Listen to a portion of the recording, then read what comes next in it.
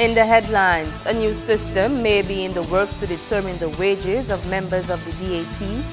An attack on one small community could spell trouble in the near future, and controversy in the Calypso arena and what that could mean for one man. I am Lurian Graham Carter with the Channel 5 News. Details after this.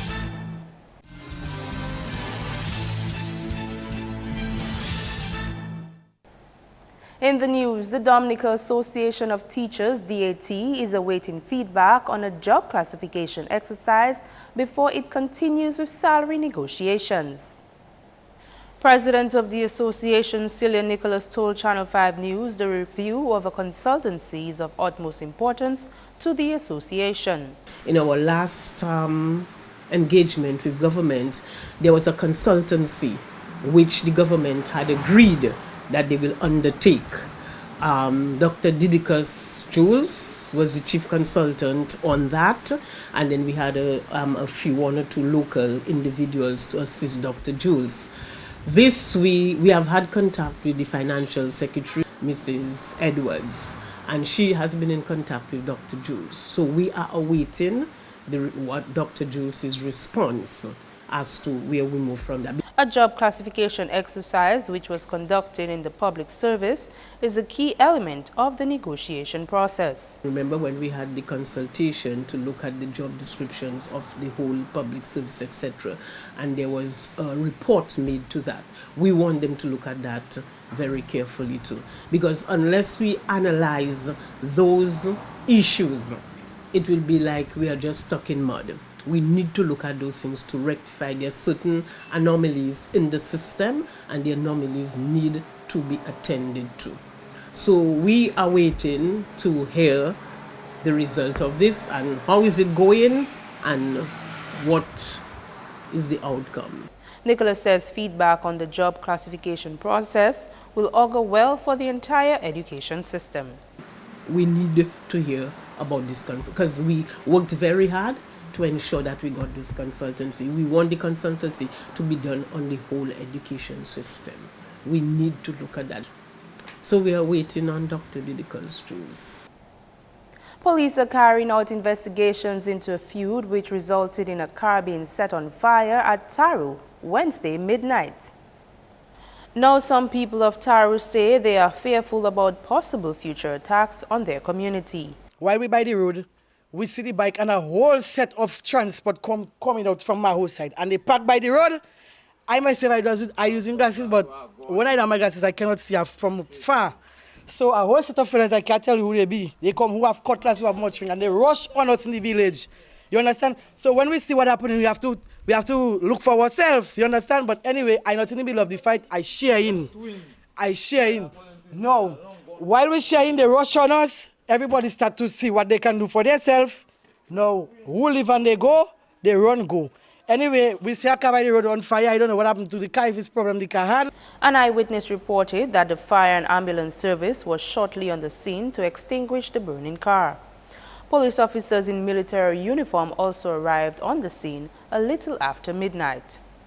As the villagers, we're feeling like, we're scared and we don't know what to do. I mean, why would you leave your village and come to somebody else's village and look for trouble? I'm scared. I don't want anybody seeing my face and next thing they're going to tackle me when I'm in town or anywhere else. I will never feel good because I'm living in my house with my children. Number one, stone rich on my house. My window, I does not close it. Later again, I could get hurt inside my place.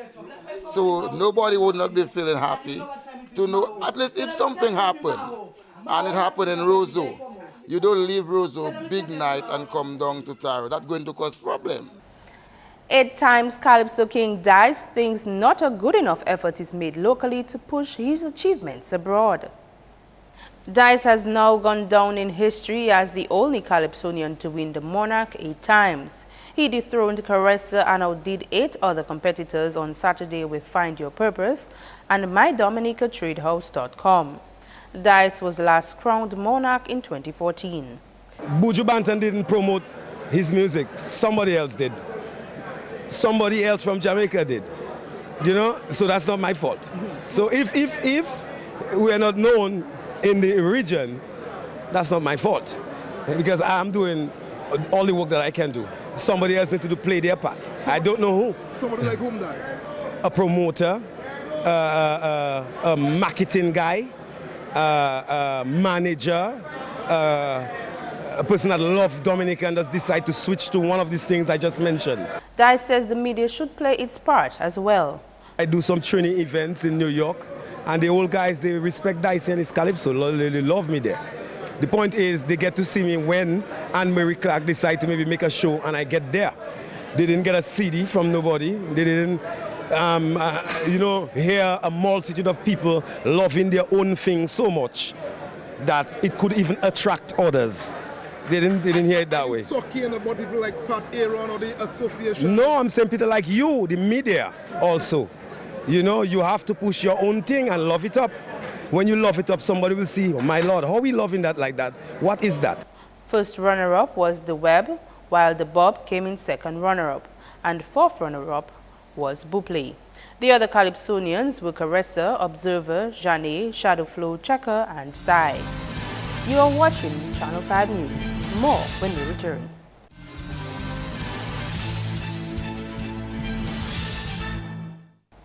Welcome back.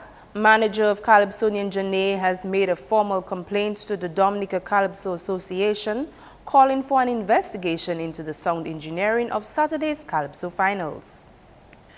Ian Jackson, who's also Janae's father, told the media on Wednesday his daughter could have secured a higher place had the quality of the sound system been better during the first round. Janae is a newcomer to the Grand Calypso stage and was the only female Calypsonian competing for the Monarch. When she executed that song, I saw my daughter basically straining on the stage to execute a song. I ran backstage to try and get her to sing over. When my daughter came up from stage, she complained to me that apart from the number of feedback and so on that was on the stage, which was, something that would warrant a call back by the judges or the organizer of the show, no one called her back, though I insisted that she be called back. I was told that the judges were consulted and they said that they actually heard the song. Now I am saying, as one who has judged Calypso both in Dominica and Trinidad, I am saying how hearing a song is not enough. The song has to be done properly so it can impact on the people as well as the judges. Here's Janae in her first performance of Gratitude at Calypso Finals.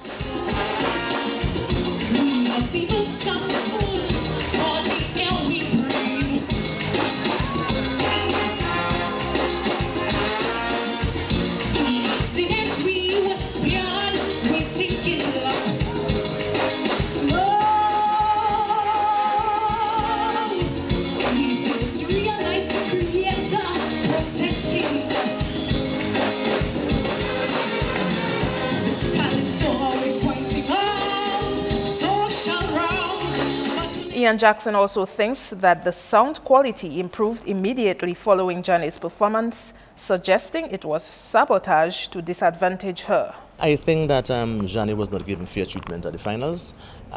She's an upcoming Calypsonian. As a matter of fact, she probably, one would say, posed the greatest threat to the crown this year for the King Dice in terms of her two renditions. Although the song system generally was not good, but when Shadowflow and the rest came to sing, you could hear every word of theirs, from a certain distance, as backstage and hearing it. I could not even hear my daughter backstage and what she was saying.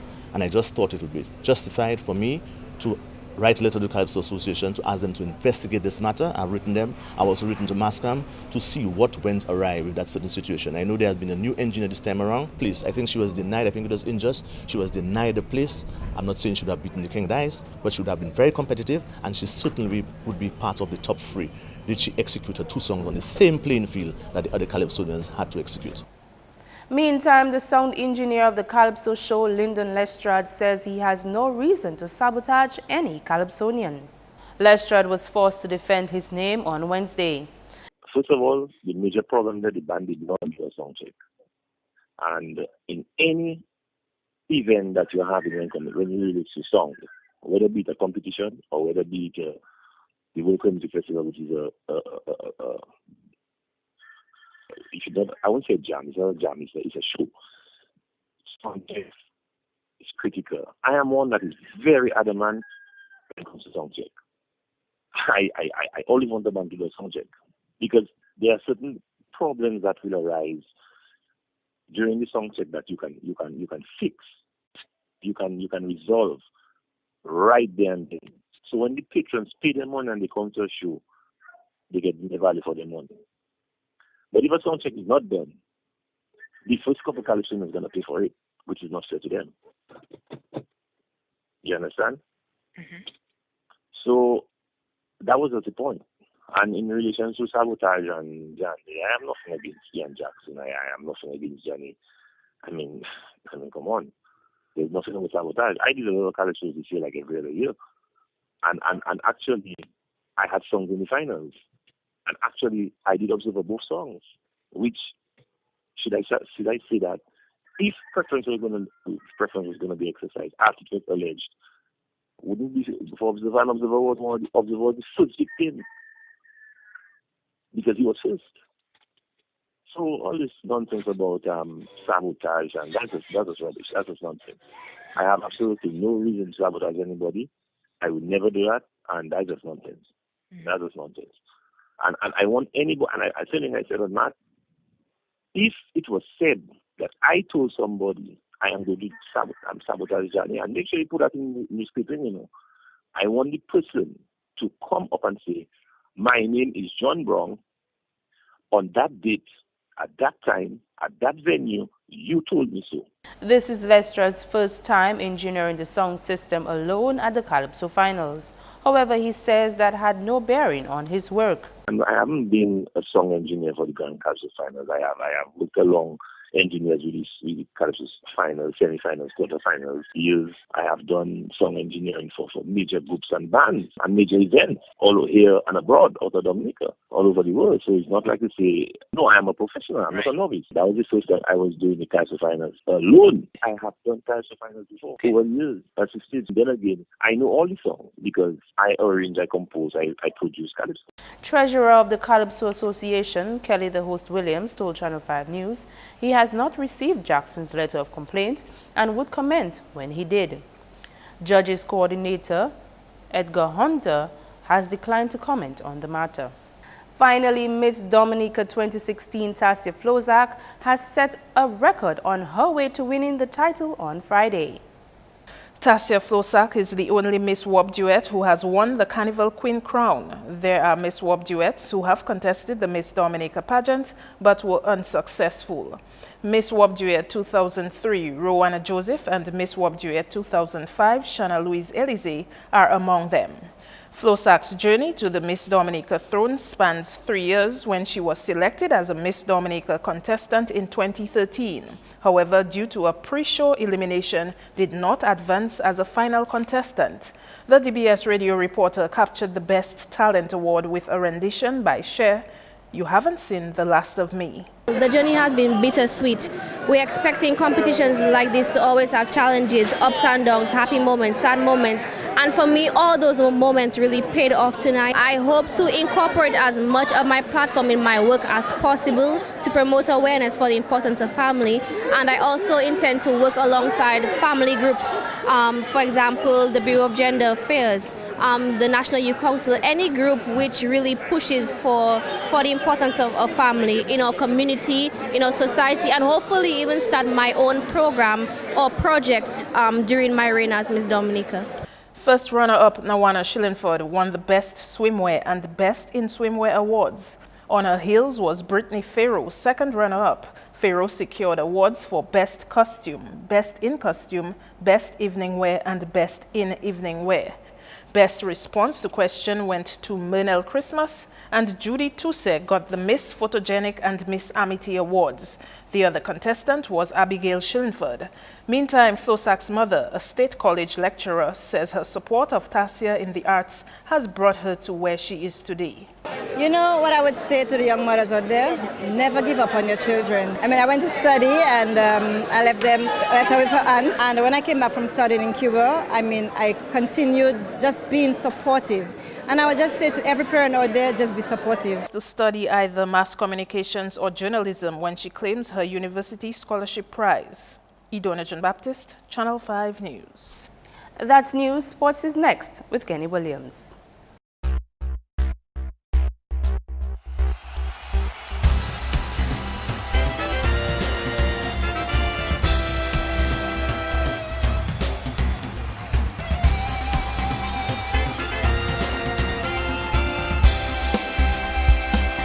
Hello everyone and thanks for joining us. First up in sports, the United Insurance Secondary Schools Cricket Championship resumes Thursday with action between Dominica State College and Northeast Comprehensive. The teams will convene at Botanic Gardens for play at 10.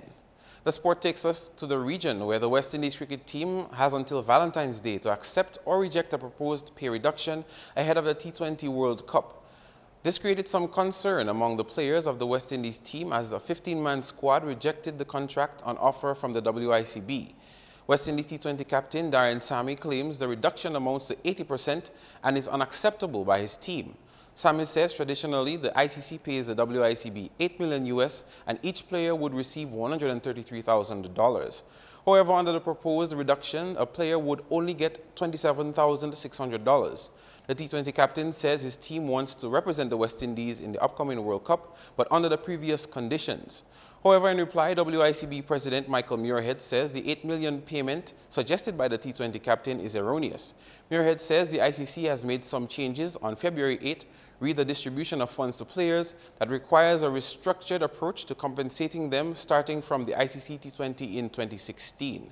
The payments are now spread out and distributed over an 8-year cycle rather than being paid out in a lump sum at an event. On to the ICC World Cup, where England defeated Namibia with 203 runs and Ireland recorded a 95-run win over Scotland on Wednesday. The English batsmen first at the crease ended on 286 for 9. Jack Burnham scored a century of 109 while Tom Moores assisted with 85. England then went through the Namibia's batting lineup, reducing them to 83 all-out in 25.2 overs, where no batsman passed 24 runs. Then in the match between Ireland and Scotland, William McClintock and Lachlan Tucker scored 69 and 59 respectively for Ireland to help their team reach 235 for 7. Scotland in reply could only score a mere 140 all-out. The carnival break is over and basketball fans can look forward to some excitement when Pierre Charles Secondary play host to Dominica Grammar School on Thursday. The home team will be looking for home advantage since they lost to St. Mary's Academy in their last game. The game is expected to be played at 3 p.m.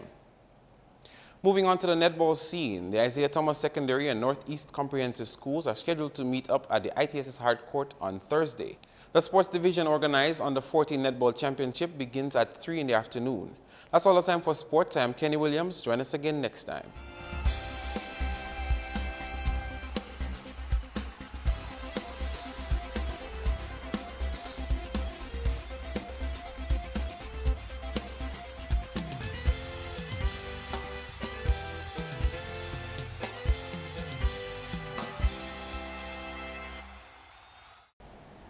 Up next, your midweek weather report.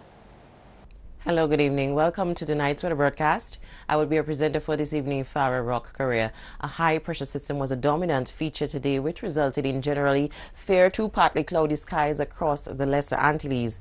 Earlier visible satellite imagery showed low-level clouds to the southern portion of the Lesser Antilles, and earlier radar imagery indicated some scattered showers again over the southern portion of the Lesser Antilles. The weather tonight is expected to be fair to partly cloudy with brief showers, and these conditions will persist into the earlier part of tomorrow with an increase in cloudiness expected by evening.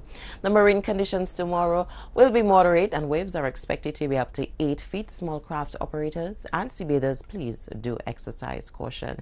The weather for the next 3 days, partly cloudy skies with scattered showers are expected Thursday. An increase in cloudiness is expected on Friday and a relative improvement on Saturday. Breezy conditions are anticipated for both Friday and Saturday. A high pressure system will be the dominant feature again tomorrow for the rest of the Caribbean. Partly cloudy skies with some scattered showers are expected for the islands. On the international scene, sub-zero temperatures expected in New York, beautiful clear skies in London and Caracas, and mostly cloudy skies expected in Beijing. The sun will rise tomorrow at 6:32 a.m. and will set at 6:08 p.m. Feel free to visit our website at weather.gov.dm or call the weather hotline at 447-5555. Join us tomorrow evening for your next weather broadcast. Thank you.